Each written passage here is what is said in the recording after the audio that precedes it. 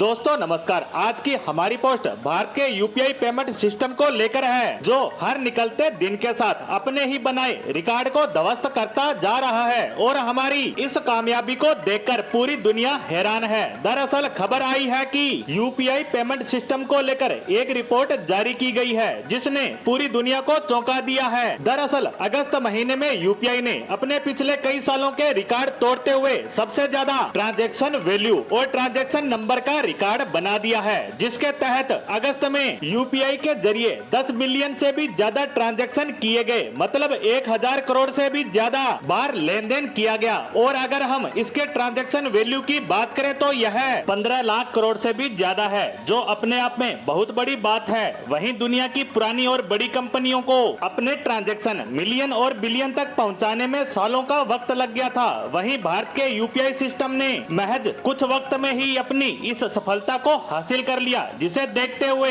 America सहित दुनिया की बड़ी बड़ी पेमेंट कंपनियां सदमे में है। आपको बता दें कि भारतीय यूपीआई की शुरुआत आज से लगभग 7 साल पहले 11 अप्रैल 2016 को हुई थी, जब national payment corporation of India NPCI Bharat के अंदर यूनिफाइड पेमेंट इंटरफेस यानी यूपीआई को लॉन्च करती है। और कुछ ही वक्त में भारत का यूपीआई अपनी रफ्तार पकड़ना शुरू कर देता है। जैसे ही भारत के अंदर लॉकडाउन की स्थितियां आती है, तब यह और ज्यादा तेजी से बढ़ना शुरू हो जाता है। लेकिन अब तो इसने सारे रिकॉर्ड ही ध्वस्त कर दिए हैं। जितनी राशि यूपीआई से अगस्त के महीने में ट्रांसफर की गई, उतनी राशि का क्रूड ऑयल भारत एक साल में इंपोर्ट करता है। तो आप इससे अंदाजा लगा सकते हैं कि भारत में कितने बड़े ट्रांजैक्शन सिर्फ एक महीने में हो रहे हैं। और अगर इसे अमेरिका की सबसे बड़ी पेमेंट कंपनी वीजा से तुलना करें, तो जिसकी शुरुआत हुई थी 65 वर्ष पहले, और यह कंपनी अब भी एक दिन में करीब 600 मिलियन ट्रांजैक्शन कर पाती है। ये सिर्फ एक दिन के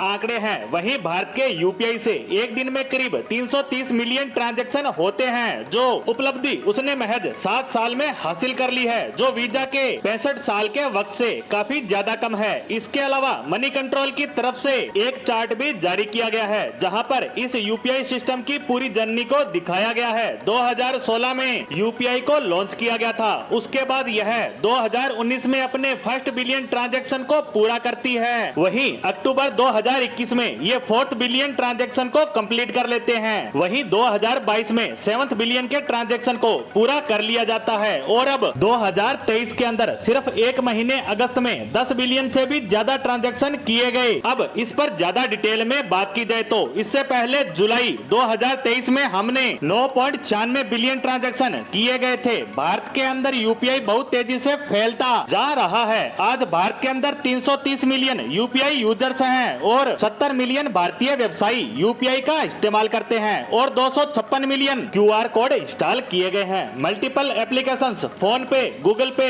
पेटीएम, भारत पे आदि ने पिछले 4 से 5 सालों के अंदर खुद को बड़ी तेजी से बढ़ाया है, जिसने भारत में पेमेंट ट्रांसफर करने की प्रक्रिया को बेहद ही आसान कर दिया है। लेकिन भारत यहीं पर नहीं रुकने वाला, बल्कि एनपीसीआई का टारगेट है कि अगले 2 से 3 सालों में यूपीआई को इतना ज्यादा बढ़ा देंगे कि इससे एक महीने में ही करीब 30 बिलियन ट्रांजैक्शन कंप्लीट कर लिए जाएंगे। यानी एक दिन में करीब 1 बिलियन ट्रांजैक्शन होंगे और उसके बाद यूपीआई पूरे विश्व का सबसे बड़ा ट्रांजैक्शन करने वाला पेमेंट सिस्टम बन जाएगा। क्योंकि यूपीआई की सफलता को देखकर दुनिया के लगभग 25 देशों ने भारत के साथ यूपीआई को लेकर एग्रीमेंट कर लिया है। और जब एक दिन में 1 बिलियन ट्रांजैक्शन होने लगेंगे, तब तक यह 50 से ज्यादा देशों तक अपनी पहुंच बना चुका होगा। इसी उम्मीद के साथ हमारी आज की पोस्ट को यहीं समाप्त करते हैं। धन्यवाद।